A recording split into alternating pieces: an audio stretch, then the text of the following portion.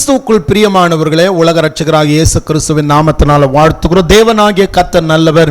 வானத்தையும் பூமியை படைத்த கர்த்தரால் நீங்கள் ஆசீர்வதிக்கப்பட்டவர்கள். கர்த்தர் நல்லவர். அவரிடத்தில் வருகிற ஒவ்வொருவரையும் தேவன் இந்த உலகத்தில் விசேஷித்த வண்ணமாக அவரிடத்தில் வந்தவர்களை தேவன் உருவாக்குகிறார். அவர் உருவாக்க நம்மை அர்ப்பணிக்க வேண்டும். இந்த உலகத்தில் பாடுகள், உபத்திரவங்கள், கஷ்டங்கள் வந்தால் வேதம் சொல்லுகிறது, உலகத்தில் உபத்திரம் உண்டு, ஆனாலும் திடன் கொள்ளுங்க, நான் உலகத்தை ஜெயித்தேன்னு சொன்னார். இந்த உலகத்தை ஜெயித்தவர் உங்களுக்குள் இருக்கிறதுனால இந்த பாடுகளை தாண்ட உங்களுக்கு பலன் தருவார். அவைகளின் மேல் வெற்றி சிறக்க பண்ணி உங்களை ஆசீர்வதிப்பார். தாவீது சொல்றார், நான் உபத்திரப்பட்டது எனக்கு நல்லதுன்னு சொன்னார். அவருடைய வாழ்க்கையில் உபத்திரவங்கள் தேவனுடைய பிரமாணங்களை கற்றுக்கொள்வதற்கு அவருக்கு ஏதுவாயிருந்தது. ஒருவேளை நீங்க எந்த உபத்திரவத்தில் இருந்தாலும் சோர்ந்து போகாதீங்க. எந்த இடத்துல வெட்கப்பட்டீர்களோ அதே இடத்துல உயர்த்துவதற்கு தேவன் நல்லவராயிருக்கிறார். வேதத்தில் படிச்சு பாருங்க, உருவாக்க அர்ப்பணித்தவர்கள்.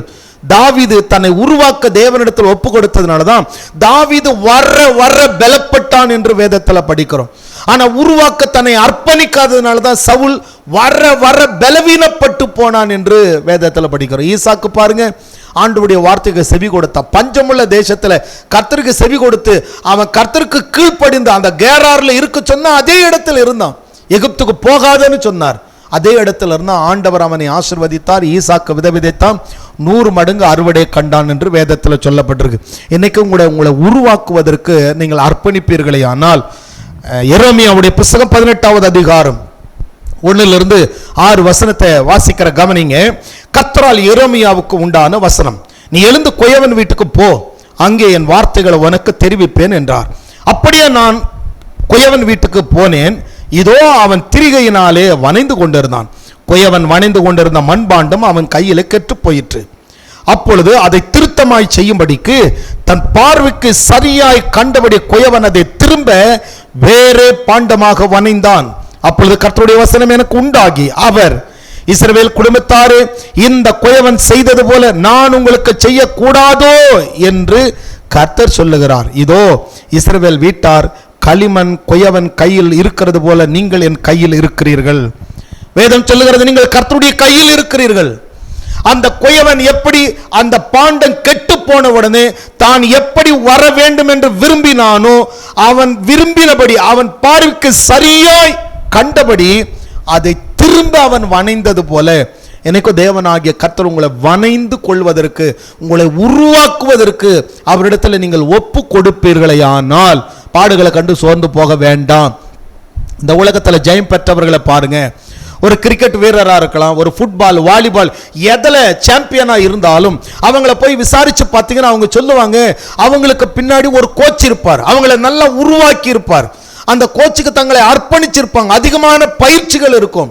விளையாட்டில் இவங்க இந்த அளவுக்கு சிறந்திருக்க காரணம் இவர்களுக்கு ஒரு நல்ல கோச் இருப்பாங்க, இவர்களுக்கு நல்ல ட்ரைனிங் இருக்கும். அந்த ட்ரைனிங்க்கு தன்னை அர்ப்பணித்ததுனால தான் இன்னைக்கு இவர்கள் விளையாட்டு வீரர்களாக இருக்கிறார்கள். ஒரு இராணுவ வீரர் கூட தன்னை அர்ப்பணிக்கிறார். இராணுவத்தில் அந்த யுத்தம் பண்ணுவதற்கு, சண்டை போடுவதற்கு, துப்பாக்கி சுடுவதற்கு, எல்லா பயிற்சிக்கும் தங்களை அர்ப்பணிக்கிறார்கள். அப்படி அர்ப்பணிக்கிறவர்கள் நல்ல ஒரு இராணுவ வீரராக, அந்த இராணுவத்திலே அவர்கள் ஒரு நல்ல நிலையில் அவர்கள் ஒரு இராணுவ வீரன் என்று அங்கீகரிக்கப்படும்படி ஒரு கேப்டனாக எந்த துறையில் எடுத்துக்கொண்டாலும், எந்த இடத்திலெல்லாம் அதிகமாய் தங்களை உருவாக்க அர்ப்பணிக்கிறார்களோ அவர்களெல்லாம் தலை சிறந்த இடத்தில் வருகிறார்கள். தங்களுடைய டீச்சர்ஸுக்கு கீழ்ப்படுகிற மாணவன் ஒரு சிறந்த சமுதாயத்தில் ஒரு நல்ல மனுஷனாக வருகிறான். எந்த இடத்துல உருவாக்க அர்ப்பணிக்கிறார்களோ, உலக பிரகாரமாக கூட ஒரு சில சம்பவத்தை கொஞ்சம் கவனித்து பார்ப்போமே. ஆனால் ரிச்சர்ட் வில்லியம் அப்படின்னு ஒரு மனுஷன் இருந்தார். அவர் பெரிய பணக்காரர் கிடையாது, வாட்ச்மேன் வேலை செய்கிறவர் தான். ஒரு வாட்ச்மேன் வேலை செய்து அவருக்கு 2 பெண் குழந்தைகள் இருந்தாங்க. இந்த 2 பெண் குழந்தைகளை நல்ல விளையாட்டு வீரர்களாக கொண்டு வரணும்னு பிரயாசப்பட்டார். இவருக்கு டென்னிஸ் ரொம்ப பிடிக்கும். அதனால தன்னுடைய 2 பிள்ளைகளுக்கு டென்னிஸை கற்றுக் கொடுக்கிறார். எப்படி கற்றுக் கொடுத்தார்? நல்ல பேட்டு, நல்ல பால் கிடையாதுங்க. அந்த பேட்டெல்லாம் பழைய பேட்டுங்க, பிரிஞ்சு கிழிஞ்சு போன பந்துக்கள், இவைகளை கொண்டு வந்து தான் டென்னிஸை விளையாட கற்றுக் கொடுத்தார். எந்த நிலையிலும் பிள்ளைகள் நல்லா விளையாடணும்னு சொல்லி அந்த பிள்ளைகளுக்கு நல்ல பயிற்சி கொடுத்தார், கற்றுக் கொடுத்தார். நாட்கள் போக போக இவர் யோசித்தார், என்னதான் நாம இவர்களுக்கு ட்ரைனிங் கொடுக்கறத விட இவர்களுக்குன்னு ஒரு கோச் இருந்தா அவர்கள் இவர்களை இன்னும் நல்லா ட்ரைன் அப் பண்ணுவாங்க, அப்போ இவங்களுடைய லைஃப் ரொம்ப பிரகாசமா இருக்குன்னு சொல்லிட்டு ஒரு கோச் இடத்துல தன்னுடைய 2 பிள்ளைகளை கூட்டிட்டு போறார். அதில் மூத்தவங்களுடைய பெயர் வந்து வீனஸ் வில்லியம். மூத்தவ பேர் வீனஸ் வில்லியம், இளையவள் பேர் ஷெரினா வில்லியம். இந்த ரெண்டு பேரையும் கொண்டு போய் அந்த கோச் இடத்துல கொடுத்த உடனே வீனஸ் வில்லியம் விளையாடுறத பார்த்த உடனே கோச்சுக்கு ரொம்ப பிடிச்சிருச்சு. ஆனால் செரீனா வில்லியமுக்கு அந்த அளவுக்கு விளையாட்டு வரல. உடனே அவர் சொல்லிட்டாரு, இந்த ரெண்டு பிள்ளைகளில் மூத்த பிள்ளை தான் செலக்ட் ஆகும், இதை நாம் என்ன செய்யலாம், பயிற்சி கொடுத்தாலும் இதனால் நமக்கு நன்மை இருக்கும், நாட்டுக்கும் நன்மை இருக்கும், உங்களுக்கும் நல்ல பேர் கிடைக்கும், இளையவள் பயிற்சி கொடுத்தும் ஒன்றும் பிரயோஜனம் இல்லைன்னு சொல்லிட்டாங்க. அதே போல் என்ன செய்ததுன்னு சொன்னால், அந்த வீனஸ் வில்லியமுக்கு நிறைய பயிற்சி கொடுத்தாங்க.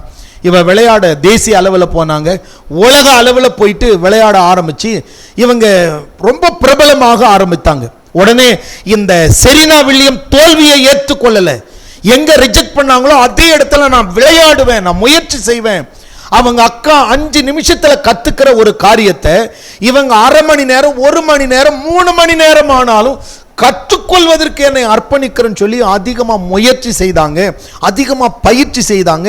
இப்படி முயற்சித்து இவங்களை வீனஸ் வில்லியம் எப்படி ஒரு சாம்பியனா வந்தாங்களோ அதே போல ஷெரீனா வில்லியமும் ஒரு சாம்பியனா உருவாயிட்டாங்க. தோல்வியை ஏற்றுக்கொள்ளலை. ஆனால் உலகத்தில் அவங்க செய்ததை வரலாறு சொல்லுகிறது, இந்த வீனஸ் வில்லியம் மொத்தம் 21 பதக்கங்களை வாங்கினாங்க. வீனஸ் வில்லியம் ஆனால் ரிஜெக்ட் பண்ணாங்க பாருங்க ஷெரீனா வில்லியம். இந்த ஷெரீனா வில்லியம் வாங்கின பதக்கங்கள் 39 பதக்கங்கள். தன்னுடைய அக்காவை விட 18 பதக்கம் அதிகமாக வாங்கினாங்க. எப்படி இவர்களால் அப்படி சாதிக்க முடிந்ததுன்னு சொன்னா, நிராகரித்த இடத்துல தோல்வி அவ்வளவுதான், என் வாழ்க்கை போயிடுச்சுன்னு நினைக்கல. முயற்சி, என்னால் முடியும், தோல்வியை ஏற்றுக்கொள்ளல. அவங்களுடைய வாழ்க்கையில நான் முயற்சிப்பேன், நான் எனக்கு கர்த்தர் எனக்கு பலன் கொடுத்திருக்கிறான்னு சொல்லி முயற்சித்தாங்க, தங்களை அர்ப்பணித்தாங்க. ஒரு சிறந்த டென்னிஸ் வீராங்கனையாய் வருவதற்கு அவர்கள் தங்களை அர்ப்பணித்தது போல. எபிரேயர் 12:1 சொல்லுது, மேகம் போன்ற திரளான சாட்சி உங்களை சூழ்ந்திருக்க பாரமானவர்களை உதறி தள்ளுங்க. நடக்காது, முடியாது, கிடைக்காது இந்த எண்ணத்தெல்லாம் தூக்கி போட்டுட்டு என்னை பலப்படுத்துகிற கிறிஸ்துவினாலே முயற்சி பண்ணுங்க. கர்த்தர் எனக்கு பலனாய் இருக்கிறார், அவராலே நான் இந்த மதிலை தாண்டுவேன், அவர் என் கால்களை மான்களின் கால்களை போல் ஆக்குவார் என்ற நம்பிக்கை, தைரியம் நமக்குள்ள உருவாகட்டும். தேவனிடத்தில் அர்ப்பணிங்க. இந்த எரேமியா கிட்ட கர்த்தர் சொல்றாரு பாருங்க, கொயவன் வீட்டுக்கு போ, அந்த இடத்துல பாரு, இந்த ஜனங்களை என் கையில, இந்த ஜனங்களை இது போல நான் உருவாக்க நினைக்கிறேன் அப்படின்னு சொல்லிட்டு ஆண்டவர் இஸ்ரவேல் ஜனங்களை உருவாக்க நினைச்சார். அதுல உருவாக்க அர்ப்பணித்தவர்கள் உருவானாங்க. அதே 19வது அதிகாரத்துக்கு வந்தீங்கன்னு சொன்னா, 18வது அதிகாரத்துல ஈரமுள்ள மண்ணை கொண்டு போய் காட்டுறார். ஆனா 19வது அதிகாரம் வரும் பொழுது அந்த கொயவன் அந்த பாண்டத்தை செஞ்சு அதை அக்னியில வச்சு சூடு பண்ணி எடுத்த பாத்திரத்தை இப்போ அந்த மண்பானை எல்லாம் சூளையில வச்சு எடுக்கப்பட்ட வெந்த மண்ணையும் ஈரமுள்ள மண்ணையும் காட்டுறார். இந்த ஈரமுள்ள மண் வனைய அர்ப்பணிச்சா அந்த எஜமான் விரும்பினபடி வனைந்து கொள்ள முடியும். ஆனா தங்களை அர்ப்பணிக்காத மண்ணெல்லாம் என்ன ஆகுன்னு சொன்னா, இந்த நெருப்புல சுடப்பட்ட மண்ணை கொண்டு வந்துட்டு, எரேமியா 19வது அதிகாரம் 1 வசனத்தை பாருங்களேன். கர்த்தர் சொன்னது, நீ போய் கொயவன் வேலையான ஒரு கலசத்தை கொண்டு வந்து ஜனத்தின் மூப்பரிலும் ஆசாரியரின் மூப்பரிலும் சிலரை கூட்டிக் கொண்டு, இந்த ஆசாரியர்கள் இந்த ஜனங்களை எல்லாரும் மூப்பரெல்லாம் கூட்டிட்டு வந்துட்டு, இந்த மண்பாண்ட அவன் செஞ்சிருக்கிறான் பாரு, அந்த கொயவன் வேலையான ஒரு கலசம், அதை கொண்டு வந்து அந்த ஜனங்களுக்கு முன்னாடி 10வது வசனத்தை பாருங்க, உன்னோடு கூட வந்த மனுஷருடைய கண்களுக்கு முன்பாக அந்த கலசத்தை உடைத்து போட்டு அவர்களை நோக்கி, திரும்ப செப்பனிடக்கூடாது கொயவனுடைய மண்பாண்டை உடைத்து போட்ட வண்ணமாக இந்த ஜனத்தையும், அதாவது ஈரமுள்ள மண் செவி கொடுத்து அதை உருவாக்க முடியும். ஆனா அக்னியில வைக்கப்பட்டு சூடுபடுத்தப்பட்ட அந்த பாத்திரத்தை உடைச்சா திரும்ப பயன்படுத்த முடியாது. அப்போ ஆண்டவர் சொல்றது என்னன்னு சொன்னா, நீங்கள் உங்களை அர்ப்பணித்தால் உங்களை ஆண்டவர் உருவாக்க முடியும். இந்த உலகத்தில் நீங்கள் ஈரம் உள்ளவர்களா, இந்த உலகத்தில் இருக்கிற நாளெல்லாம் கர்த்தரை உங்களை உருவாக்க அர்ப்பணித்தீர்களே ஆனால் தேவன் உங்களை உருவாக்க முடியும். ஆனால் அந்த வெந்த பாத்திரம் இருக்கு பாருங்க, அடுப்பில் வைக்கப்பட்ட பாத்திரம், அதை உடைச்சு போட்டா அதன் பிறகு எப்படி உருவாக்க முடியாது. அதே போல தான் இந்த உலக வாழ்க்கை கடந்துட்டோம்னு சொன்னா, இந்த உலக வாழ்க்கை இந்த மரணத்துக்கு பின்னாடி அதன் பிறகு ஆண்டவரேன்னு கதறினாலும் அங்கு ஒரு உருவாக்குதலோ மனம் திரும்புதலோ அங்கு இருக்காது. அதனால இந்த உலகத்தில் பாடுகளை கண்டு சோர்ந்து போகாம நன்மை செய்வதற்கு முயற்சி செய்யுங்க. நன்மை செய்வதற்கு உங்களுடைய வாழ்க்கையில் நீங்க செய்கிற ஒவ்வொரு நன்மையும் பெரிய ஆசீர்வாதமா போக முடியும். அமெரிக்கா தேசத்தில் 1990 ஒரு தம்பதியினர் இருந்தாங்க. இந்த தம்பதியினர் வழக்கம் போல எல்லாரும் போல திருமணம் செய்து ஒரு சாதாரணமான வாழ்க்கை வாழாம நாம ஏன் ஒரு வித்தியாசமா வாழக்கூடாதுன்னு இந்த இளம் தம்பதியினர் பேசுனாங்க. அவங்க பேர் ஸ்ரீவிலாங் பொத்லாம் என்கிறது இந்த தம்பதியினருடைய பெயர். இவங்க 2 பேர் பேசி ஒரு முடிவு பண்ணாங்க, நாம ஏன் ஒரு அநாத குழந்தைய தத்து எடுக்க கூடாது அப்படின்னு பேசினாங்க. அதுல உடனே அந்த மனைவியானவள் சொல்றாங்க, அப்படிங்களா, ரொம்ப சந்தோஷம். ஆனா நாம எடுக்கிறோம், எது போல குழந்தை எடுக்கிறோம் சொன்னா அநாத குழந்தையா இருக்கணும் ஒண்ணு. 2வது ஏதாவது ஊனமுற்ற குழந்தையா, பார்வை இல்லாததோ கை கால் இல்லாததோ ஏதோ ஒரு ஊனமுற்ற குழந்தையை நாம எடுத்து வளர்க்கலாம். நம்ம வளர்க்கறது முடிவாயிடுச்சு, இப்படிப்பட்ட ஒரு செயலை செய்யலாம்னு சொல்லி 2 பேரும் பேசி முடிவுக்கு வந்தாங்க. உடனே தங்களுக்கு தெரிந்த எல்லாருக்கிட்டே சொல்ல ஆரம்பிச்சாங்க, அநாத குழந்தை, ஊனமற்ற குழந்தை, பராமரிப்பு இல்லாத குழந்தை கிடைச்சா சொல்லுங்க, நாங்கள் எடுத்து வளர்க்குறோம் அப்படின்னு சொல்லி எல்லாருக்கும் தெரிஞ்ச இடத்துல எல்லா இடத்துலையும் சொல்லி இருந்தாங்க. ஒரு நாள் இவர்களுக்கு சைபீரியா நாட்டிலிருந்து ஒரு அழைப்பு வருது. சைபீரியா நாட்டில் அநாத ஹோம்ல ஒரு குழந்தை இருக்கு. சைபீரியாவில் ஒரு இளம் தம்பதியினர் இருந்தாங்க. 17 வயதுல, மிக சின்ன வயதுல ஒரு பெண்ணுக்கு அந்த காதலர்களுக்கு பிறந்த ஒரு குழந்தையை இப்ப எங்களால் வளர்க்க முடியாதுன்னு சொல்லிட்டு இந்த குழந்தையை கொண்டு இந்த ஹோம்ல, அநாத ஹோம்ல விட்டுட்டு போயிட்டாங்க. இந்த குழந்தை உங்களுக்கு வேணுமா, வந்து பாருங்கன்னு சொல்லியிருந்தாங்க. உடனே அந்த ஸ்ரீவிலாங் பொத்லாம் இந்த தம்பதியினர் அந்த சைபீரியா நாட்டுக்கு போனாங்க. போய் அந்த குழந்தைய பார்க்க போனாங்க. அப்போ அந்த அநாத ஹோம்ல இருந்தவங்க சொன்னாங்க, இந்த குழந்தை 13 மாசங்கள் ஆயிடுச்சு. என்ன ஒரு இந்த குழந்தையோடைய நிலைன்னு சொன்னா, முட்டிக்கு கீழே இந்த கால் செயல்படாது.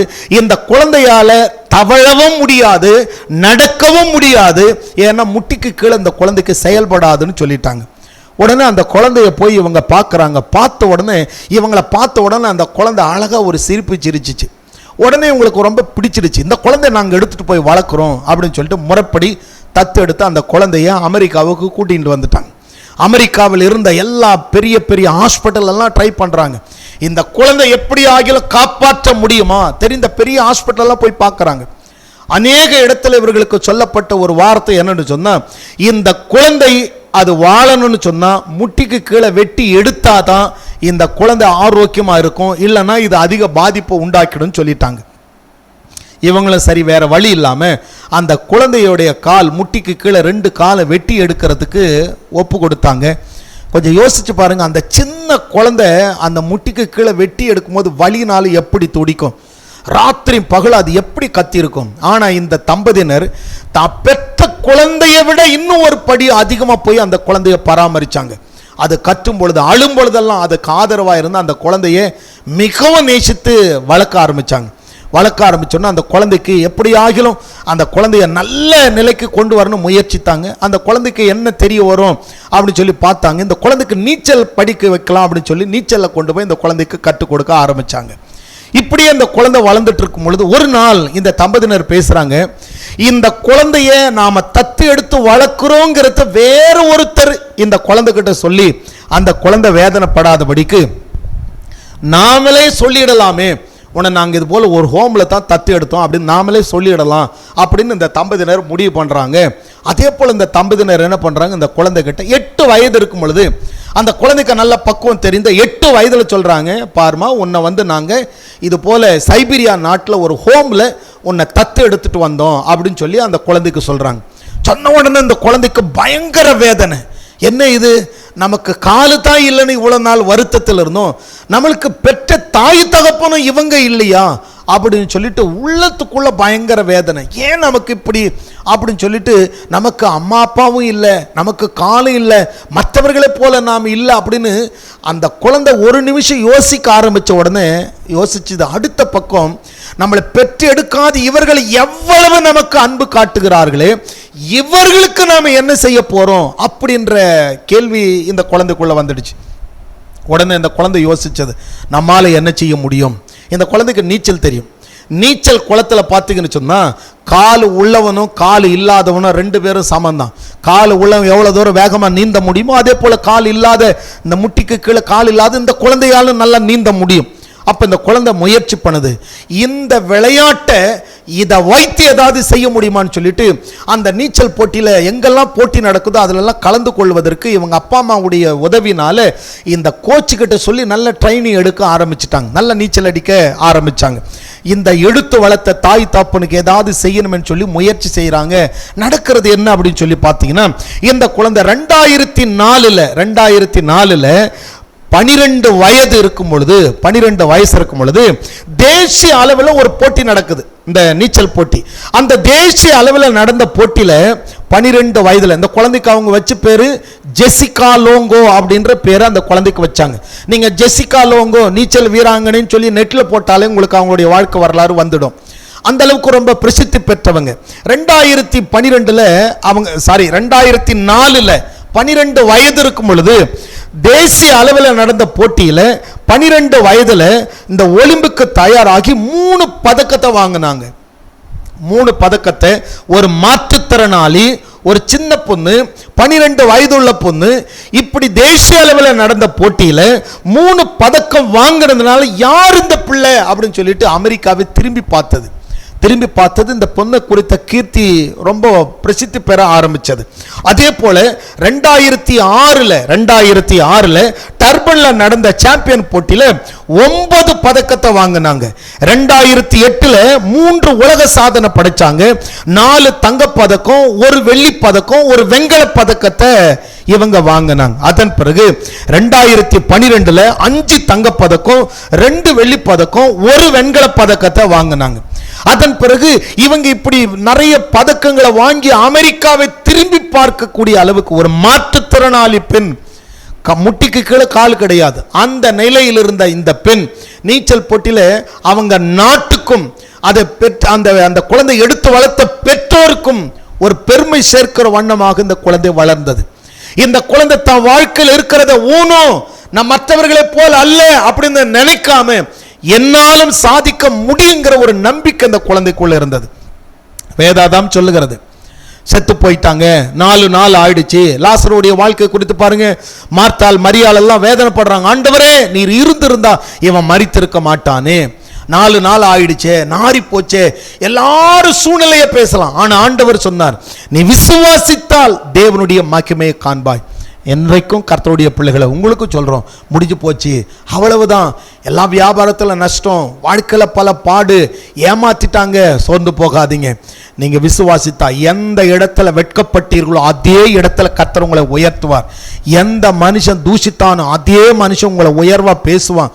சங்கீதக்காரன் சொன்னது போல கர்த்தர் நமக்கு பெரிய காரியங்களை செய்தார் என்று அவர்கள் பேசுகிற காலம் சீக்கிரத்தில் வரும். உங்களுடைய நம்பிக்கை விட்டுறாதீங்க.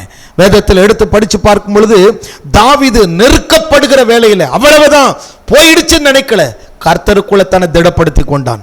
இந்த ஜெசிகா லோங்கோ குறித்து அவங்க இந்த வரலாறு சொல்லுது பாருங்க. இவங்க இருக்கிற சூழ்நிலை கண்டு நான் ஒரு ஊனமற்றவங்க நினைக்கல, வளர்த்த பெற்றோருக்கு நாம என்ன செய்ய முடியும் சொல்லிட்டு தங்களை உருவாக்கி ஒரு நல்ல சாம்பியனா உருவாகுவதற்கு தன்னை அர்ப்பணிச்சாங்க. 2014 வரும் பொழுது இந்த பொண்ணு நல்ல வாலிப வயது அடைந்த உடனே இந்த பொண்ணுக்குள்ள ஒரு ஆசை வந்துடுச்சு. உடனே போய் அவங்க அப்பா அம்மா கிட்ட எடுத்து வளர்த்த அந்த ஜெசிகா லோங்கோ பொத்தலாம் அவங்க கிட்ட போய் இந்த குழந்தை பேசுது.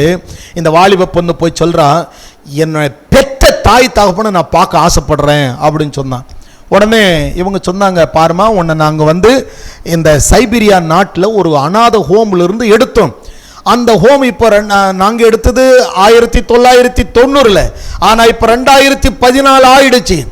இப்போ நாம் வேணா போய் பார்க்கலாம், 25 வயசு கிட்ட வந்துடுச்சு, நாம் போய் பார்க்கலாம்.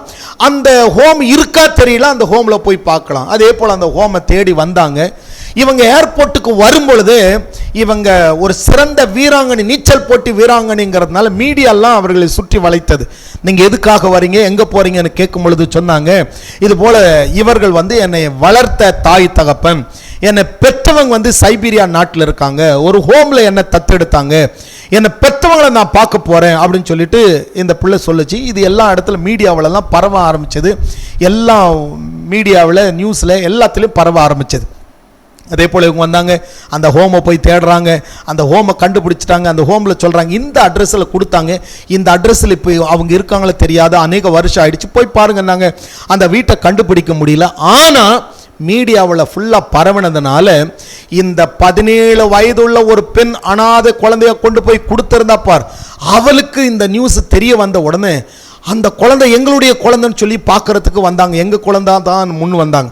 ஆனால் இவங்க வரும்பொழுது இவங்க என்ன யோசிச்சாங்க அப்படி சொன்னால், இந்த குழந்தை ஆகாதுன்னு நாம் கொண்டு போய் அநாத ஹோமில் விட்டுட்டோமே, அந்த குழந்தை ஆகாதுன்னு விட்ட குழந்தை இன்னைக்கு வளர்ந்து தேசிய அளவில் சாம்பியன் ஆகி அந்த குழந்தை நம்மளை பார்க்க வந்திருக்கு. நாம பெற்ற குழந்தையா இது அப்படின்னு சொல்லிட்டு ஒரு பக்கம் ஆச்சரியம் இருந்தாலும் அடுத்த பக்கம் வேதனை. என்னன்னு போய் அந்த குழந்தைய பார்க்க முடியும்? ஆகாதுன்னு தூக்கி போட்டுட்டோன்னு நினைச்சிருவாங்களேன்னு சொல்லி கண்ணீரோடு வந்து நிற்கிறாங்க. நாங்கள் தான் உன்னுடைய பெற்றோர்னு சொல்லி. உடனே அந்த ஜெசிகா லோங்கோ அவங்க என்ன செய்தாங்கன்னு சொன்னால் அவங்கள பார்த்து கட்டிப்பிடிச்சி அவங்கள இடத்துல அழுது அன்பை வெளிப்படுத்திட்டு சொன்னாங்க, உங்களை பார்த்துட்டு போகலான்னு தான் வந்தோம் அப்படின்னு சொல்லிட்டு பெற்ற தாய்க்கும் தகப்பனுக்கும் அவங்களுடைய வறுமை மாறுவதற்கு இந்த ஜெசிகா லோங்கோ ஒரு நல்ல நிலையில் உயர்ந்துட்டாங்க, சாம்பியன். அதனால் கொஞ்சம் எல்லா விதத்திலும் அவங்களுக்கு பெற்றோருக்கு உதவி செய்துட்டு அவங்கள வாழ்வதற்கான எல்லா தன்னால் இயன்ற நன்மையை செஞ்சுட்டு உடனே சொன்னாங்க, நான் என்னை வளர்த்த தாய் தகப்பனோடு தான் நான் போயிடுவேன் அப்படின்னு சொல்லிட்டு அந்த இடத்துல இருந்து திரும்பி வந்துட்டாங்க. கொஞ்சம் கவனித்து பாருங்கள், இந்த பொண்ணை பெற்றோருக்கும் வளர்த்தவங்களுக்கும் தேசத்துக்கும் ஒரு ஆசீர்வாதமாக இருந்தது போல, யார் ஆகாதுன்னு சொன்னாங்களோ அந்த குழந்தை நிராகரித்தவர்களுக்கு முன்பாக வளர்ந்து ஒரு சாம்பியனா வந்து நிற்கிறது. அதற்கு காரணம் அந்த ஸ்ரீவிலாங் பொத்தலாம் செய்த சின்ன உதவி. நீங்க செய்யற சின்ன சின்ன நற்காரியம் கூட உங்களுக்கு ஒரு பெரிய ஆசீர்வாதமா இருக்கும். இன்னைக்கு தெரியாது. அதனால வேதம் சொல்லுகிறது, நன்மை செய்யுங்க, நன்மை செய்யுங்க, தான தர்மம் செய்யுங்க. கர்த்தருடைய பிள்ளைங்க, உங்களை உருவாக்க அர்ப்பணிங்க. விசுவாச வாழ்க்கையில ஏமாற்றங்களை கண்டு சோர்ந்து போயிடாதீங்க, முடிஞ்சிடுச்சுன்னு நினைக்காதீங்க. ஒவ்வொரு இடத்துல ஆண்டவர் ஒரு புதிய துவக்கத்தை வச்சிருக்கிறார். ஒரு சின்ன விதையை பாருங்க, இந்த சின்ன விதை மண்ணுக்குள்ள விழுந்த உடனே அந்த மண் அதை மூடுச்சுன்னு சொன்னா, வானத்திலிருந்து பனியோ மழை துளியோ அதை நினைச்சிருச்சுன்னு சொன்னா, அந்த விதை என்ன செய்யுது? முளைச்சி மரமாகுது. பெரிய பாறையானாலும் அதை ரெண்டா பிளக்குது. அதற்கு அந்த சின்ன விதைக்குள்ள எவ்வளவு வல்லமை இருக்கிறதோ அந்த விதைக்கு அவ்வளவு இருக்குமானால் தேவ சாயல்ல படைக்கப்பட்ட உங்களுக்கு அதில் அதிகமாக இருக்கிறது. தேவனை பிடித்துக் கொள்ளுங்க. தேவனாகிய கர்த்தர் உங்களையும் இந்த உலகத்தில் அவர் உருவாக்கி உங்களை பிரகாசிக்க பண்ணுவார். சோதனைகளை கண்டு சோர்ந்து போக வேண்டாம், உருவாக்க அர்ப்பணிங்க. இரவும் பகல கர்த்தருடைய வேதத்தில் தியானமாக இருக்கிற மனுஷன் பாக்கியவான். நல்ல எண்ணங்கள் உங்களுக்கு உருவாகட்டும். இந்த நல்ல எண்ணம் இருந்ததுனால தான் இந்த குழந்தையை தத்தெடுத்து வளர்த்ததுனால இந்த குழந்தை எல்லாருக்கும் ஆசீர்வாதமா இருந்தது. உங்களையும் தேவன் அப்படிப்பட்ட ஆசீர்வாதமா வைக்க விரும்புகிறார். மத்தேயு புத்தகம் 25வது அதிகாரம் 11வது வசனத்துல பாத்தீங்கன்னா 10 கன்னிகைகளை குறித்து எழுதப்பட்டிருக்கும். 5 கன்னிகைகள் ஆயத்தம் இருந்தவர்கள், 5 கன்னிகைகள் ஆயத்தம் இல்லாதவர்கள். இந்த ஆயத்தம் இருந்தவர்களை பற்றி சொல்லுகிறது, தங்கள் தீவெட்டி அணையாதபடி காத்து கொண்டார்கள். அந்த கன்னிகைகளுக்கு காற்று இருந்தது. தீவெட்டி அணைவதற்கு காற்றுகளும் பிரச்சனைகளும் போராட்டங்கள் இருந்தது. அணைஞ்சா பார்த்து கொள்ளலான்னு சொல்லாம எப்பொழுதும் ஆயத்தமாக இருந்தார்கள். ஆயத்தமா இருங்க, நன்மை செய்ய படிங்க, பாடுகளை கண்டு பின்வாங்காதீங்க. ஆண்டவரே, நீர் எனக்கு நன்மை செய்ய வல்லவராய் இருக்கிறீர். கர்த்தரை முழு நிச்சயத்தோடு நம்புங்க. வேதம் சொல்லுகிறது, நீங்க நன்மை செய்வீர்களேயானால். தாவீது பாருங்க, கர்த்தர் தாவீதை எடுத்து பயன்படுத்தினார். ஏன்னா தாவீதுக்கு நல்ல குணங்கள் இருந்தது. தாவீது எப்பொழுது பார்த்தாலும் இந்த சவுலை பாருங்க, சவுலை ஏன் ஆண்டவரால் உருவாக்க முடியல அப்படி சொன்னா, சவுல் பழிவாங்குகிறவனாகவே தாவீதை கொல்லுவதற்காகவே வகை தேடிட்டு இருக்கிறான். ஆனா தாவீது தனக்கு வாய்ப்பு இருந்தாம தாவீது சவுலை கொலை செய்யல. ஏன்னு சொன்னா, தாவீது உருவாகிறதற்கு தன்னை அர்ப்பணித்திருந்தான். தேவனாகிய கர்த்தர் நல்லவர். இன்றைக்கும் எரேமியா கிட்ட சொன்னது போல, எரேமியா கிட்ட ஆண்டவர் சொன்னது போல, அந்த குயவன் வணைவதற்கு அவங்க எப்படி அந்த மண் பொறுமையாய் விட்டு கொடுக்கிறதோ அதே போல நீங்கள் ஆண்டவரை என்ன செய்ய நீர் சித்தமாய் இருக்கிறீர். ஆண்டவரிடத்தில் உங்களை ஒப்பு கொடுப்பீர்களே ஆனால். மத்தேயு புத்தகம் 25வது அதிகாரத்துக்கு நாம் வரும் பொழுது, மத்தேயு 25வது அதிகாரத்தை நாம் திருப்பிக் கொள்ளும் 11வது வசனத்திலிருந்து வாசிக்கிறோம் பாருங்க. பின்பு மற்ற கன்னிகைகளும் வந்து, ஆண்டவரே ஆண்டவரே எங்களுக்கு திறக்க வேண்டும் என்றார்கள். அதற்கு அவர், உங்களை அறியேன் என்று மெய்யாக உங்களுக்கு சொல்லுகிறேன் என்றார். அதாவது 10 கன்னிகைகளை குறித்து பார்க்கிறோம். 5 கன்னிகைகள் ஆயத்தமாக இருந்தார்கள், 5 கன்னிகைகள் ஆயத்தம் இல்லாமல் இருந்தார்கள்.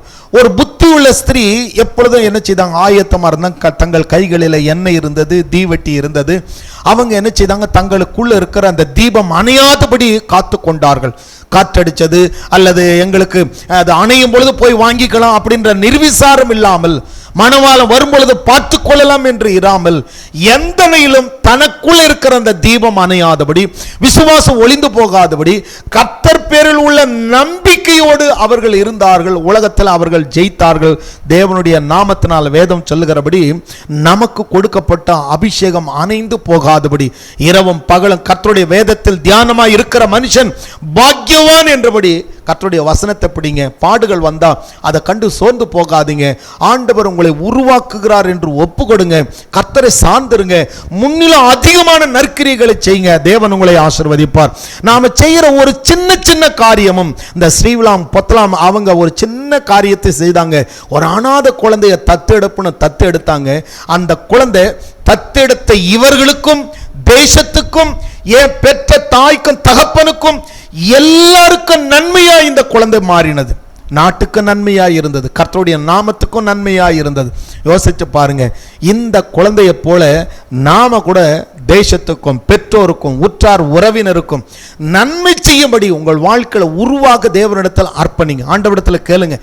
உபாகமம் 8:18 சொல்லுகிறது போல ஐஸ்வர்யத்தை சம்பாதிக்கிறதற்கான பலனை, கிருபைகளை, தாளந்துகளை கர்த்தர் உங்களுக்கு கொடுப்பார். கேட்கிற அவர்களும் பெற்றுக் கொள்கிறார்கள். ஆண்டவரிடத்தில் வரங்களை கேளுங்க, வல்லமை கேளுங்க. அவரை உங்களை உருவாக்க உங்களை ஒப்பு கொடுங்க. தினமும் ஆண்டவரிடத்தில் அர்ப்பணிங்க. முறுமுறுக்காதீங்க. சூழ்நிலையை கண்டு, ஏமாற்றத்தை கண்டு முறுமுறுக்கவோ பயப்படவோ வேண்டாம். வேதம் சொல்லுகிறபடி நீங்கள் திடமானதா இருங்க, காரியத்தை நடத்துங்க. கர்த்தர் என்னோடு கூட, சங்கீதக்காரன் சொல்றாரு பாருங்க, கர்த்தரின் பட்சத்தில் இருக்கிறபடியால் நான் அசைக்கப்படுவதில்லை. வலதுபுறத்தில் 1000 இடதுபுறத்தில் 16,000 விழுந்தாலும் அதை என்னை அணுகாது. ஏன் அப்படி சொல்றாரு?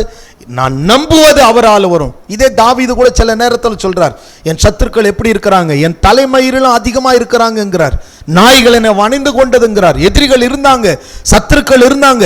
அதற்காக வாழ்க்கையில முறுமுறுக்கல.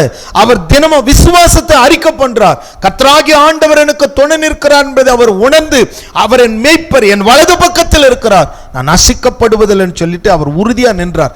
தாவீது தேவன் உருவாக்க ஒப்பு கொடுத்தார். தாவீதுக்கு பாருங்க எத்தனை பிரச்சனைகள் வந்தது. சவுல் அவனை கொல்லுவதற்காக வகை தேடும் பொழுதெல்லாம், கொல்ல வகை தேடி வரும் பொழுது தாவீது நினைச்சிருந்தா அவனை கொண்டு இருக்கலாம், ஆனா கொல்லல. அவனுடைய காரியங்களை கொஞ்சம் கவனித்து பாருங்க. தாவீது நெருக்கப்படுகிற வேளையில் கர்த்தருக்குள்ள திடப்படுத்திக்கிட்டான். கர்த்தர் நல்லவர், நமக்கு நன்மை நடக்கும், நம்ம தீமை செய்யக்கூடாது. ஆண்டவர் நம்மை உருவாக்குகிறார். காடு மேடா ஓடும் பொழுதெல்லாம் அவனுக்குள்ள நல்ல எண்ணங்கள் இருந்தது. கர்த்தர் நல்லவர், கர்த்தர் நல்லவர், கர்த்தர் நல்லவர். அதே போல தேவன் அவனை உருவாக்கி ஆடுகளின் பின்னாய் அலைந்தவனை அரசனாய் உயர்த்தி தேவன் நாமத்தை மகிமைப்படுத்தினார். சாலமோன் அரசாண்ட காலமெல்லாம் தேசம் எவ்வளவு அமைதலாய் இருந்தது.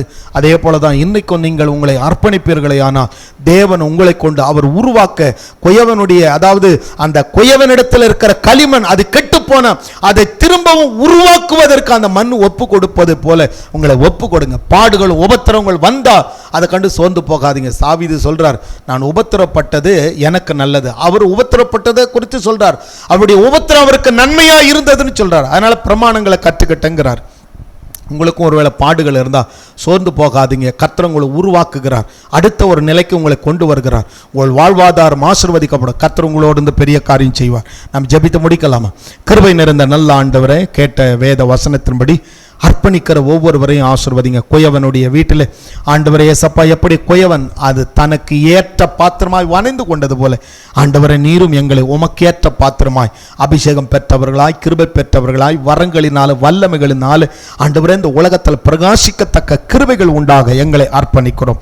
தேவன் நல்லவர், கர்த்தர் பெரியவர், கர்த்தர் போதுமானவர். நீர் வணைந்து கொள்ளும் ஆளுகட்சியை ஆசீர்வதிங்க. கேட்ட வசனத்தின்படி ஒவ்வொருடைய வாழ்க்கையிலும் நன்மை பெறுக. ஆண்டவரை இரவும் பகலும் கர்த்தருடைய வேதத்தில் தியானமாயிருக்க தாவீது கர்த்தரையே நம்பி இருந்தது போல ஈசாக்கு தேவனுடைய வார்த்தைக்கு செவி கொடுத்தான். ஆண்டவர் பேசினார், நீ எகிப்துக்கு போகாமல் இங்கேயே இரு, நான் உன்னை ஆசீர்வதிப்பேன் என்று. அதே போல தேவனுடைய வார்த்தைக்கு அர்ப்பணித்தார். பஞ்சமுள்ள தேசத்துல ஈசாக்கை ஆண்டவர் ஆசீர்வதித்து அவருடைய விதையில 100 மடங்கு பலன் கண்டது போல இவர்கள் செய்கிற வேலையிலும் குடும்பத்திலும் 100 மடங்கு பலன் உண்டாக ஒவ்வொருவரும் பலுகவும் பெருகவும் தேவ தாய்வல கிருபையில வளர கிருபைத்தார். ஆளுகட்சி ஆசீர்வாதம் நன்மை செய்கிறதுல சோர்ந்து போகாமல் அநேகருக்கு ஆசீர்வாதமாக இருக்க கிருபைத்தார். காத்துக்கொள்ளும், உயர்த்த மேன்மைப்படுத்தும். எல்லா துதி கன மகிமைக்கு செலுத்துகிறோம் இயேசுவின் நாமத்தில் பிதாவே, ஆமீன். கர்த்தர் நல்லவர். வானத்தையும் பூமியையும் படைத்த கர்த்தரால் நீங்கள் ஆசீர்வதிக்கப்பட்டவர்கள். விசுவாசமாயிருங்க, தேவன் உங்களுக்கு பெரிய காரியம் செய்வார். நடப்பதெல்லாம் நன்மைக்கு, எல்லாவற்றிலும் நிச்சயமாய் உயர்வு உண்டு. நீங்கள் ஆசீர்வாதமாய் இருப்பீர்கள். நீங்கள் ஆசீர்வதிக்கப்பட்டவர்கள்.